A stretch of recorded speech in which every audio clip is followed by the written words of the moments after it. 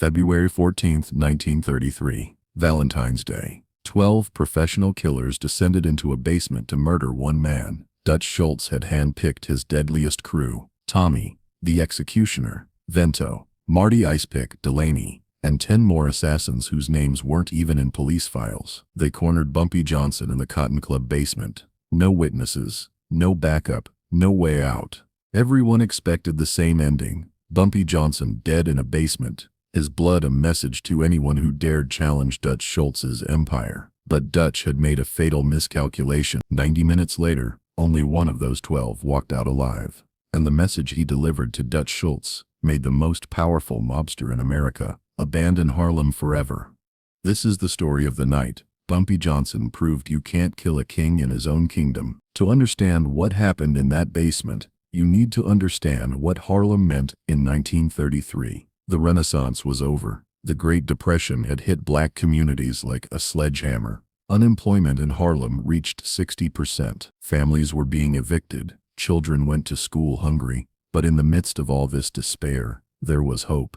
The numbers racket. The numbers game was simple, but genius. Players picked a 3-digit number based on anything: a dream, a license plate, their grandmother's birthday. They'd bet a nickel or dime with local runners. The winning number came from the last 3 digits of racetrack betting totals, published in newspapers daily, making it transparent and trustworthy. For people making $7 a week, that nickel represented possibility. Hundreds of thousands of nickels and dimes flowed through Harlem daily, adding up to millions annually. And every penny was illegal, vulnerable to whoever had enough violence to control it. Dutch Schultz saw that money, and he wanted it all. Arthur Simon Flegenheimer had earned the nickname Dutch after a legendary Bronx gang leader, German-Jewish, brilliant and ruthless. He built his empire on bootleg liquor during Prohibition. Dutch had a volcanic temper and had killed men over minor slights, but he was also strategic. He owned legitimate businesses,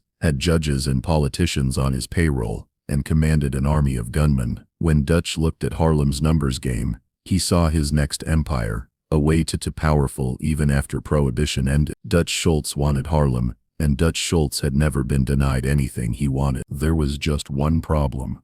Harlem already had royalty. Madame Stephanie St. Clair was the numbers queen, a Caribbean immigrant who'd arrived in Harlem in 1922 with nothing but intelligence and ambition. She'd built the most sophisticated gambling operation in New York through sheer force of will. Stephanie understood that the numbers game wasn't just about money, it was about trust. She never missed a payout, never cheated the odds, and protected her runners from police harassment. In return, Harlem loved her. They called her Queenie, and when she walked down Lenox Avenue, people stepped aside with genuine respect, not fear. And standing beside her throne was her enforcer, Bumpy Johnson. Born in Charleston, South Carolina, he'd moved to Harlem as a teenager, and by 20 was doing time in Sing Sing for robbery. But prison became Bumpy's university. He educated himself reading Shakespeare, Machiavelli, Sun Tzu's Art of War, and learned chess from an old con man who taught him that battles are won in the mind before they're fought on the street.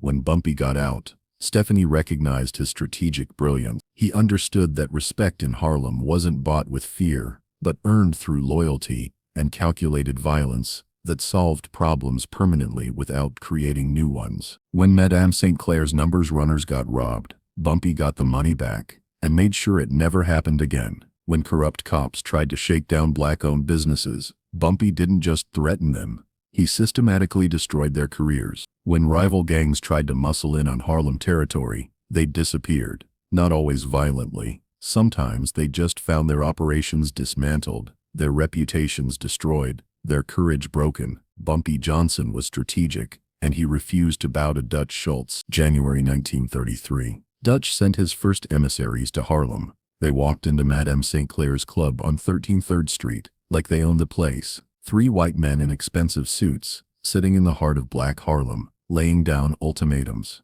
Work with Dutch, they told Madame St. Clair. Pay tribute or get buried.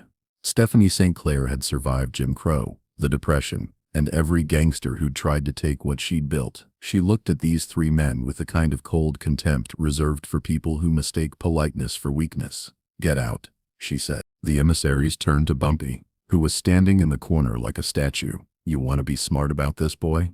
Bumpy didn't move, didn't speak, just stared.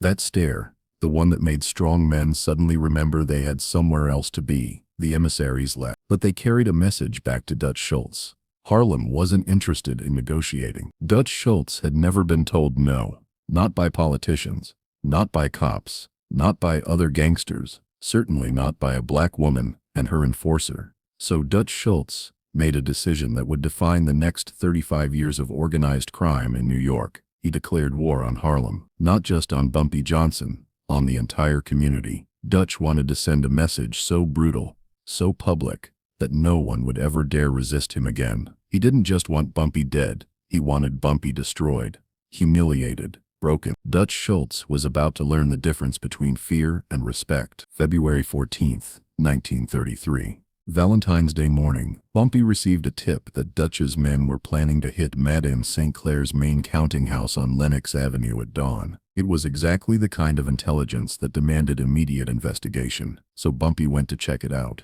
alone. Later, people would argue about whether that was brilliance or stupidity. Was Bumpy walking into a trap, or was he setting one? The Cotton Club basement wasn't the famous nightclub where white audiences came to watch black performers. This was the real Cotton Club, the after-hours spot where Harlem's players came to drink, gamble, and settle scores. The basement served as storage, crates of bootleg liquor, poker tables, and a single exit, a narrow staircase, leading back to the street. If you wanted to design the perfect place for an ambush, you couldn't do better. At 4:32 a.m., Bumpy Johnson descended those stairs into darkness. The room was lit by a single bulb hanging from the ceiling, casting long shadows across stacked crates and overturned chairs. And then Bumpy heard it, the unmistakable sound of safeties clicking off.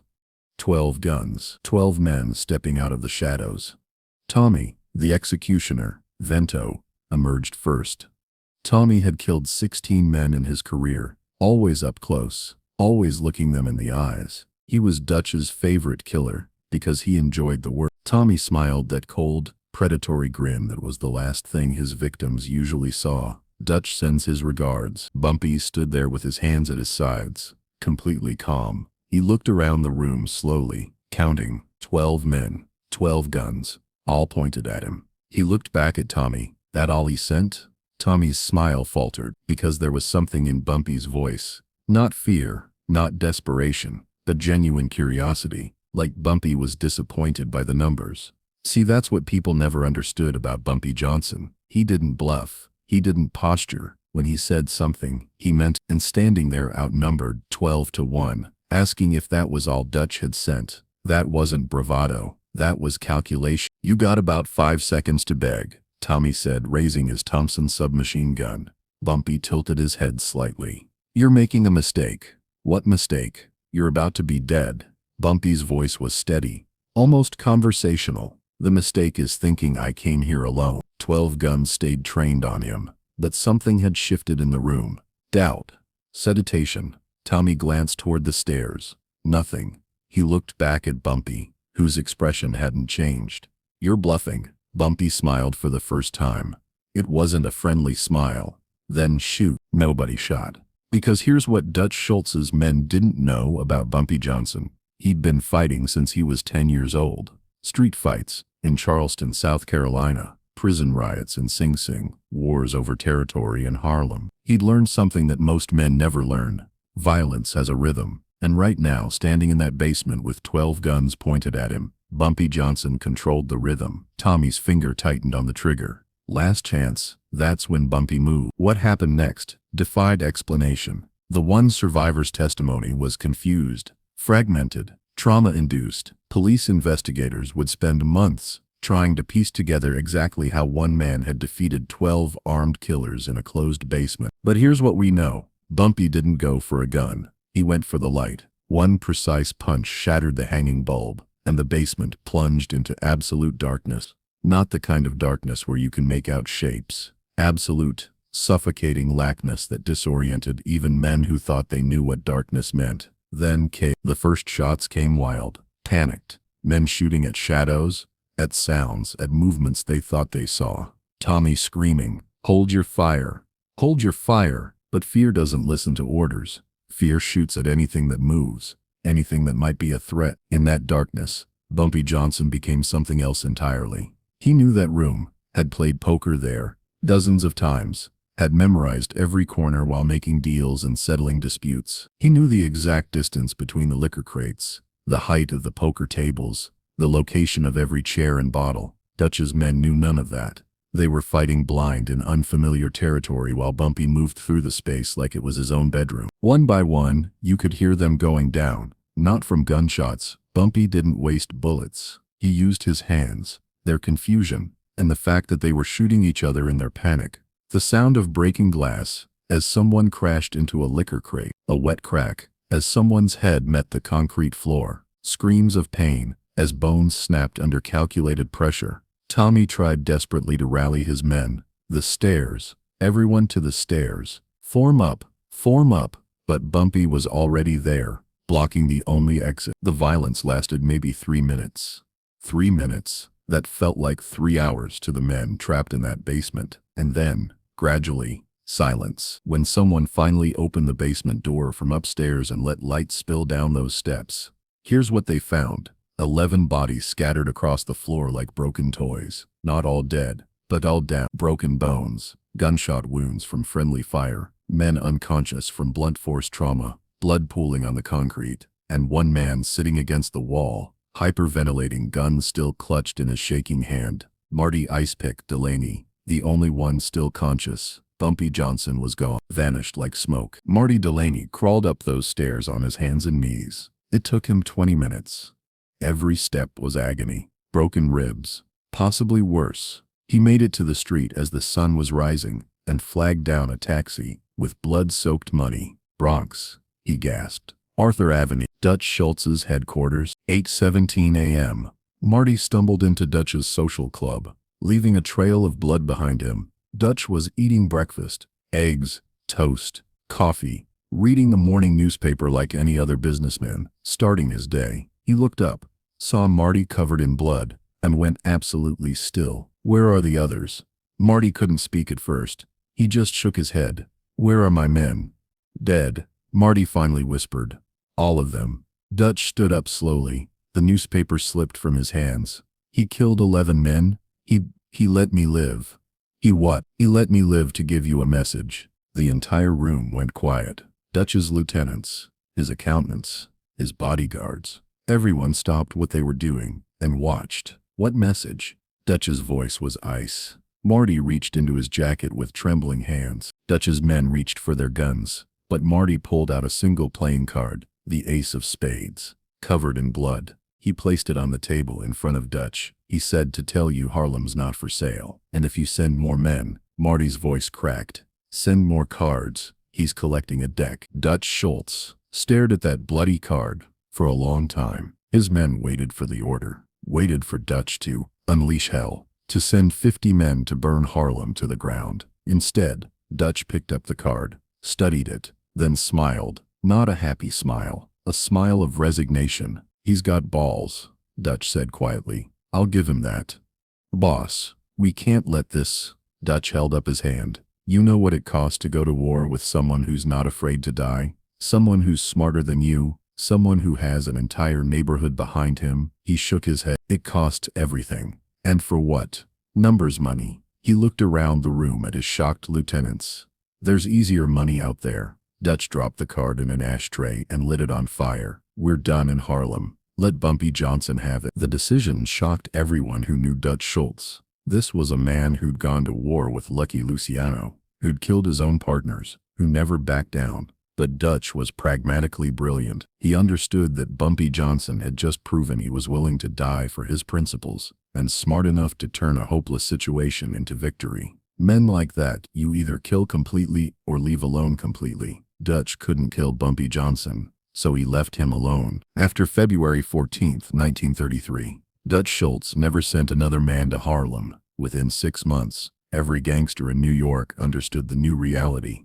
Harlem belonged to Bumpy Johnson. For the next 35 years, until his death in 1968, Bumpy protected that neighborhood through strategy, intelligence, and an unbreakable code of honor. Years later, A Cotton Club janitor revealed the truth. Bumpy wasn't alone. He had 4 guys upstairs who locked the basement door once Dutch's men went down. Bumpy could have killed all 12, but let one live on purpose. Because killing your enemies makes you fear. Humiliating them makes you respected. Fear fades. Respect lasts forever. Whether that story is true or legend, nobody knows for sure. What we do know is this. After February 14, 1933, everyone in New York's underworld understood that Harlem belonged to Bumpy Johnson, not because he was the most violent, but because he was the smartest. And that bloody ace of spades, Bumpy kept it, framed it, hung it in his office, as a reminder of something he'd learned, that Valentine's Day respect isn't given, it's taken.